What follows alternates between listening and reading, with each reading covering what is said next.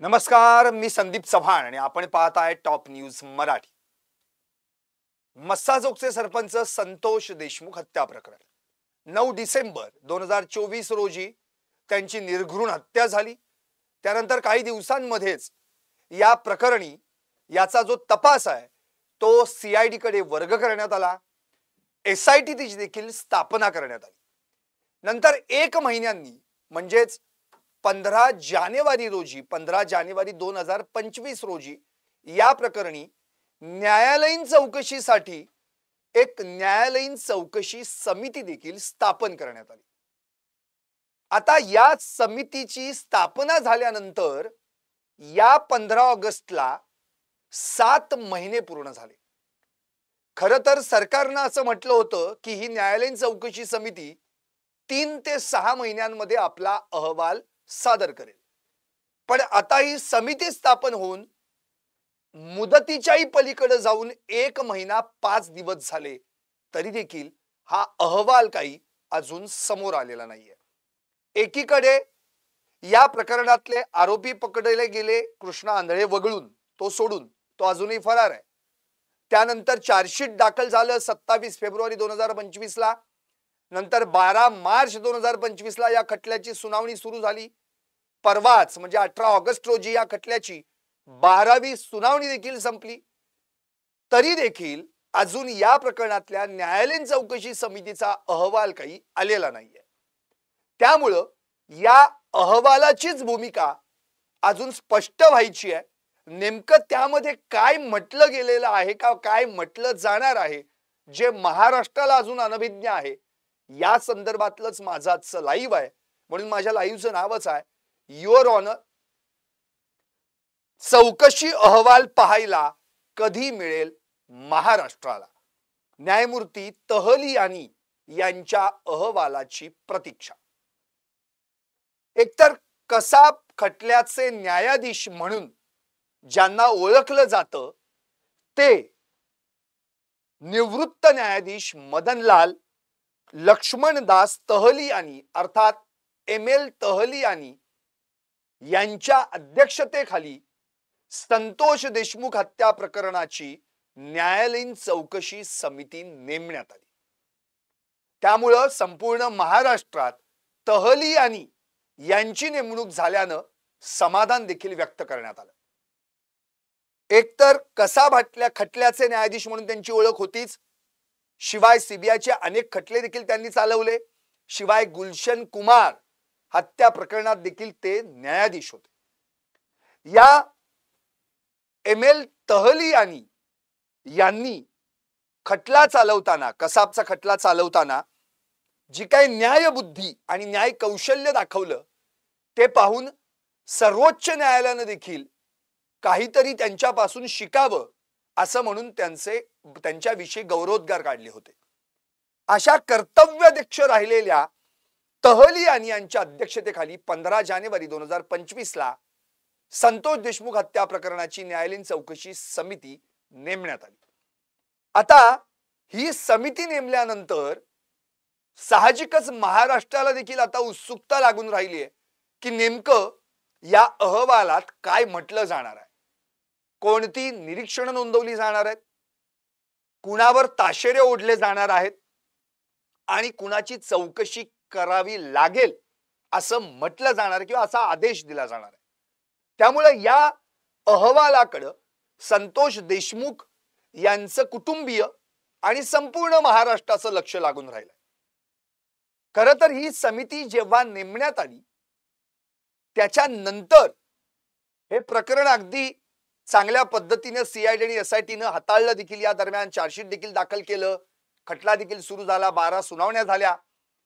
पण या प्रकरणात अजून खोलवर जाऊन जी चौकशी व्हायला पाहिजे ती चौकशी म्हणजे न्यायालयीन चौकशी ही सुरू आहे आणि त्यातून काय निष्कर्ष निष्पन्न होणार आहेत यावर देखील या केसचं भवितव्य अवलंबून आहे.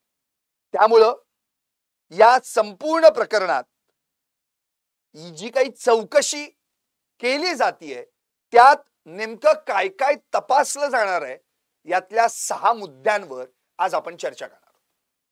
6 मुद्दे आहेत यात पहिला विषय म्हणजे सगळ्यात पहिल्यांदा हे प्रकरण जेव्हा बीड जिल्ह्यातील केज तालुक्यात घडलं त्यावेळी केज पोलीस स्टेशन तिथले पोलीस अधिकारी कर्मचारी हे सगळे संशयाच्या भोवऱ्यात सापडलेले आहेत। त्यामुळं या प्रकरणामध्ये मुळातच जे केजचे पोलीस अधिकारी कर्मचारी आहेत ते चौकशीच्या फेऱ्यात सापडतील का हा प्रश्न आता याच्यातून उपस्थित होतोय। पहिल्यांदा म्हणजे प्रथमदर्शनी जर आपण पाहिलं तर मुळातच फिर्यादीची देखील तक्रार होती की केज पोलीस स्टेशनला 3-3.5 तास आम्हाला थांबवण्यात आलं, फिर्यादच नोंदवून घेतली नाही, नवीन कायदे कलम आलेले त्यामुळे लिहायला जरा उशीर होतो असं सांगण्यात आलं। तिथल्या अधिकारी आणि कर्मचाऱ्यांनी कर्तव्यात कसूर केली, दिरंगाई तपासाबद्दल दाखवली। मस्ताजोगचे ग्रामस्थ तिथे उपस्थित होते, लोकेशन मागत होते, पण जे लोकेशन सांगायला पाहिजे ते न सांगता वेगळंच लोकेशन सांगितलं।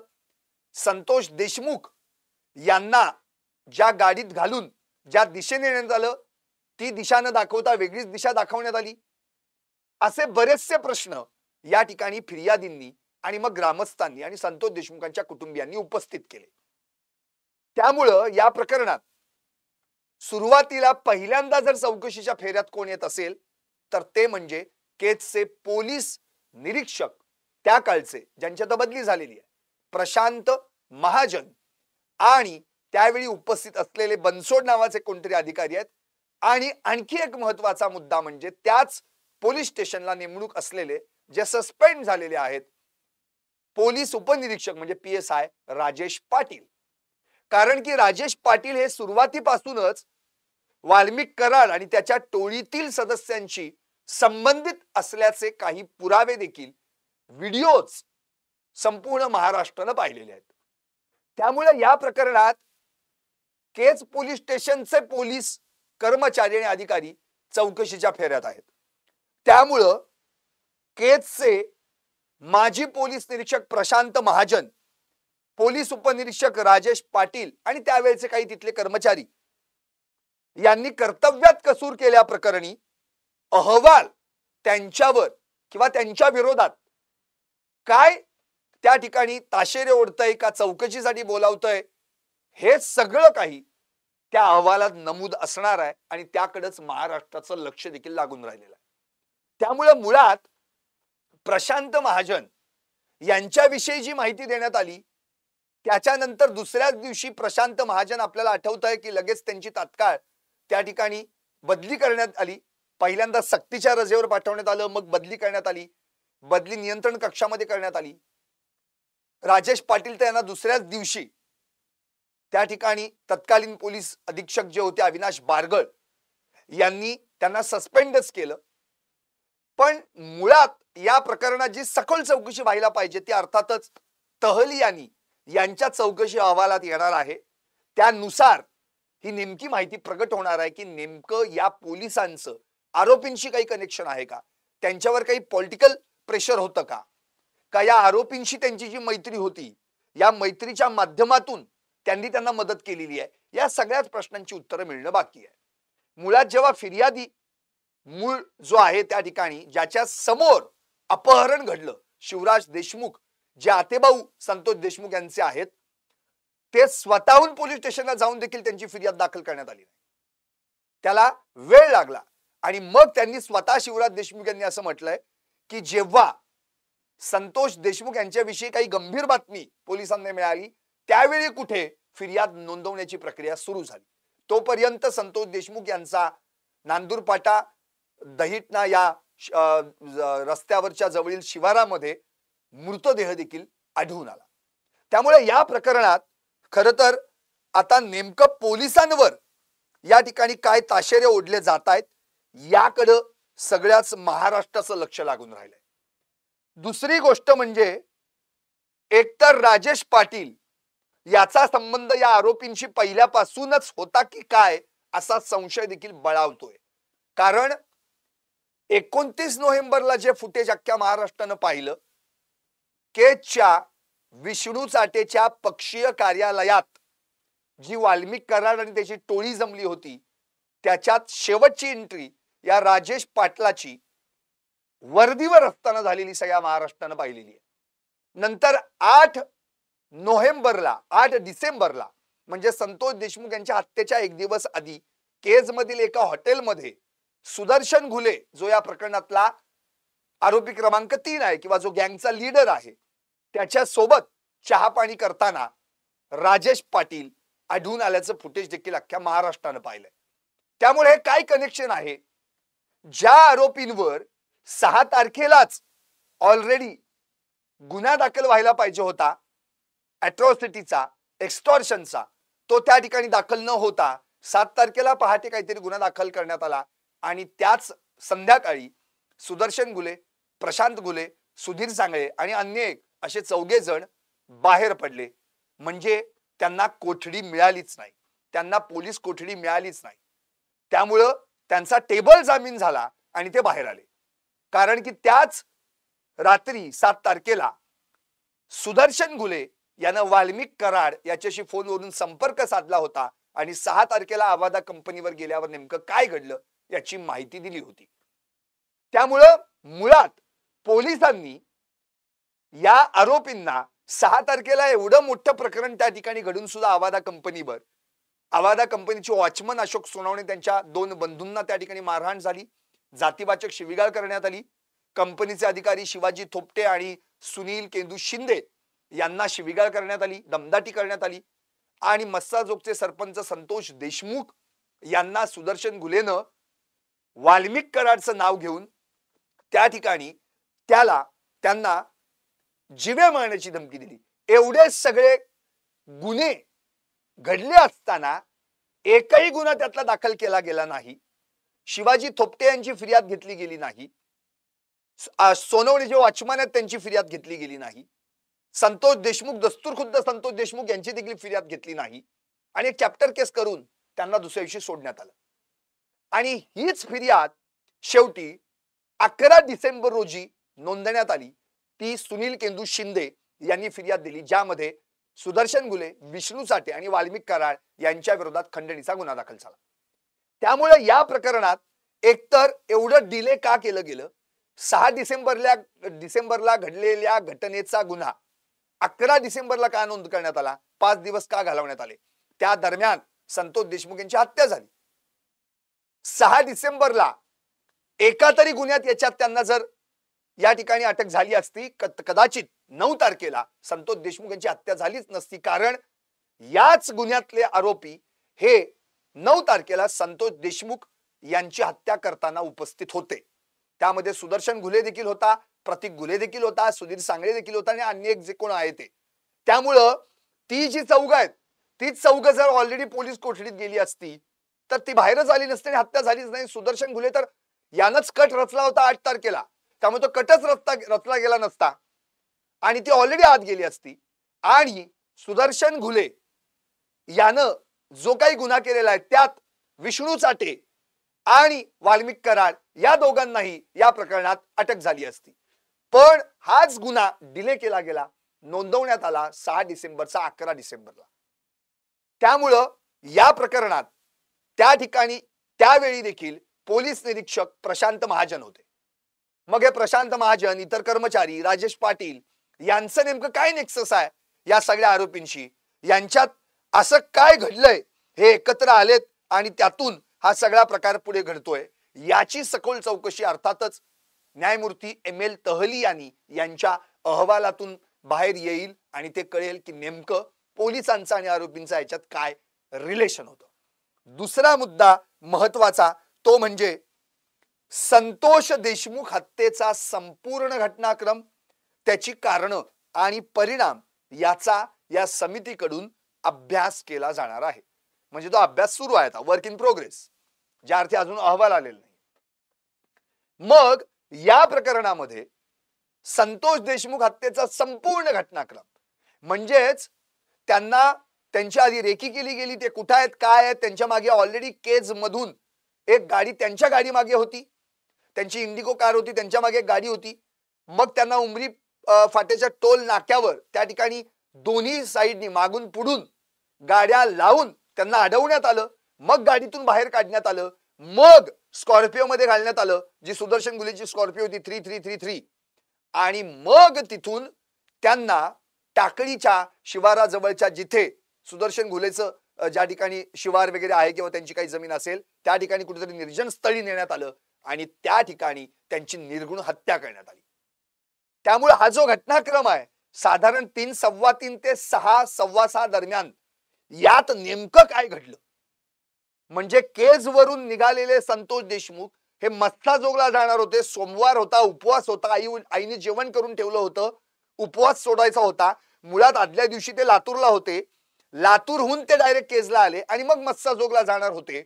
पण त्याच वेळी त्यांना उमरी फाटा टोल नाक्यावर त्या ठिकाणी त्यांचं किडनॅप त्यांना करण्यात आलं आणि तिथून पुन्हा गाड्या वळवून या टाकडीकडे वळवण्यात आल्या. म्हणजेच ते मस्साजोगला पोहोचलेच नाहीत. आता प्रश्न हा उरतो की संतोष देशमुख यांची माहिती देणारा, टीप देणारा हे नेमकं कसं घडलं. त्यांच्यावर रेकी म्हणजे ते आधी कुठे 8 तारखेला तर त्यांना धमकीचे फोन देखील विष्णू साठेचे येत होते असं स्वतः त्या जबाबामध्ये संतोष देशमुख यांच्या पत्नीने देखील म्हटलेलं आहे. त्यामुळे नेमकं काय घडलंय या प्रकरणामध्ये हा संपूर्ण घटनाक्रम त्या ठिकाणी त्याचा देखील अभ्यास ही चौकशी समिती करणार आहे. त्याची कारणं नेमकी काय आहेत. खरं तर मुळात परवा न्यायालयानं म्हणजे ट्रायल कोर्ट आहे जिथं आता प्रत्यक्षात बीडच्या जिल्हा विशेष मकोका न्यायालयामध्ये या खटल्याची सुनावणी चालू आहे. तिथल्या न्यायाधीश महोदयांनी जी काही निरीक्षण नोंदवलेली आहेत, वाल्मिक कराडचा जो डिस्चार्ज ऍप्लिकेशन नामंजूर केला, रिजेक्ट केला, त्यामध्ये त्यांनी स्पष्टपणे म्हटलंय की या वाल्मिक कराडवर ऑलरेडी 19 ते 20 गुन्हे दाखल आहेत. त्यातले 10 गुन्हे हे त्यातले 7 गुन्हे गेल्या 10 वर्षातले आहेत. त्यामुळे सिंडिकेट म्हणजे एखाद्या टोळीचा सक्रिय सदस्य असल्यासारखाच तो वावरत होता असं निरीक्षण नोंदवलंय. दुसरी गोष्ट म्हणजे जे काही एव्हिडन्सेस आता हाती आलेले आहेत मग त्यामध्ये सायंटिफिक असतील, फॉरेन्सिक असतील, डिजिटल एव्हिडन्सेस असतील, आय विटनेसेस असतील, सर्कमस्टन्शियल एव्हिडन्सेस असतील, हे सगळे असं प्रथमदर्शनी दर्शवतायत की वाल्मिक कराडचा याच्यात सहभाग आहे. दुसरी गोष्ट खंडणी म्हणजे एक्स्टॉर्शन आणि मर्डर यांचं एक कोरिलेशन आहे ते त्या ठिकाणी कोर्टाने देखील प्रथमदर्शनी उघड केल्याचं दिसतंय. त्यामध्ये स्पष्ट म्हटलंय की खंडणीतून हत्या झालेली आहे. कारण खंडणीसाठी कोण आड येतोय त्याला आडवा करा असा जबाब सुदर्शन घुलेचा. शिवाय खंडणीमध्ये हस्तक्षेप झाल्यानं संतोष देशमुख यांची हत्या करण्यात आली हे प्रायमा फेसी कुठेतरी प्रथमदर्शनी या ठिकाणी दिसून येत आहे. याचाच अर्थ खंडणीमुळं म्हणजे कारण काय आहेत मर्डरची, हत्येची, संतोष देशमुखांच्या हत्येचं कारण काय खंडणी आहे. म्हणजे जी खंडणी आवाजा कंपनीकडे वाल्मिक कराड आणि त्याची गँग मागत होती, 8 ऑक्टोबरला शिवाजी थोपटे यांना जगमित्र कार्यालयात बोलावण्यात आलं, त्या ठिकाणी प्रत्यक्ष खंडणी मागण्यात आली. नंतर 26 नोव्हेंबरला त्या ठिकाणी सुदर्शन घुले याला आवाजा कंपनीवर पाठवण्यात आलं रिमाइंड करण्यासाठी. जी डिमांड आहे ती कधी पूर्ण करणार. त्यानंतर 29 नोव्हेंबरला स्वतः वाल्मिक कराडने विष्णू चाटेच्या मोबाईल वरून सुनील शिंदे यांना फोन करून जी डिमांड आहे त्याची रिमाइंड केलेला आहे आणि परत त्यांना आठवण करून द्यावी यासाठी सुदर्शन घुलेल देखील त्या दिवशी पाठवण्यात आलं. 6 डिसेंबरला तर चक्क त्या ठिकाणी सुदर्शन घुले हा 4 पोरं टाळकी घेऊन त्या ठिकाणी गेला. म्हणजे हे जे सगळं घडलेलं आहे केवळ खंडणी चालू होतं. इथं संतोष देशमुख कुठंच पिक्चर मध्ये नव्हते. सुदर्शन घुले, प्रशांत घुले, सुधीर सांगळे आणि अन्य एक जण यांना पहिल्यांदा समोरासमोर face to face Santosh Deshmukh हे 6 डिसेंबरला आले आणि मग तिथे आपल्या खंडणीच्या आड कोणतरी हस्तक्षेप करते, आडवं येतंय. मग तो कोण तर संतोष देशमुख मस्साजोगचे सरपंच. कारण 6 तारखेला जे काही घडलं त्याचा इतिवृत्तांत सुदर्शन घुलेनं 7 तारखेला संध्याकाळी वाल्मिक कराडला फोन करून सांगितला होता. त्यावेळी वाल्मिक कराडनं स्पष्ट म्हटलं की असा जर घडलं तर आपल्याला कुठलीच कंपनी रक्कम देणार नाही, पैसे देणार नाही, भीक मागण्याची वेळ येईल. आता जो कोण आड येईल त्याला आडवा करा, विष्णू चाटेची मदत घ्या, त्याला निरोप देतो वगैरे. याचाच अर्थ या ठिकाणी वाल्मिक कराडनंच सुदर्शन घुलेला हे क्लिअर केलेलं आहे की आता जो कोण आड येईल त्याला आडवा करा. मग आता यांच्या खंडणीच्या मध्ये कोण होतं का दुसरं? कुणीच नव्हतं. मुळात थेट कंपनीचे अधिकारी आणि वाल्मिक कराडची गँग किंवा वाल्मिक कराड यांच्यातच कॉन्व्हर्सेशन घडत होतं. मी कालच तुम्हाला काल परवा वाल्मिक कराडनं सुनील केदू शिंदे यांच्याशी जे काही कॉन्व्हर्सेशन केलं ते प्रत्यक्षात वाचूनच दाखवलं होतं. तर त्यामुळे संतोष देशमुख हेच त्यावेळी पहिली अशी व्यक्ती जी आड आली होती खंडणीच्या या गुन्ह्यामध्ये. कारण त्या ठिकाणी संतोष देशमुख एक वाक्य उच्चारलं होतं, गरिबांना रोजगार मिळतोय गावातल्या लोकांना तर मिळू द्यात. म्हणजे याच ठिकाणी संतोष देशमुख हे आडवे आल्यानंतर मग मात्र त्यांना मारण्याचा प्लॅन शिजला. 6 तारखेला ही घटना घडली. मग 8 तारखेला कट रचण्यात आला, कारण की विष्णू चाटे 7 तारखेला पण बाहेर होता.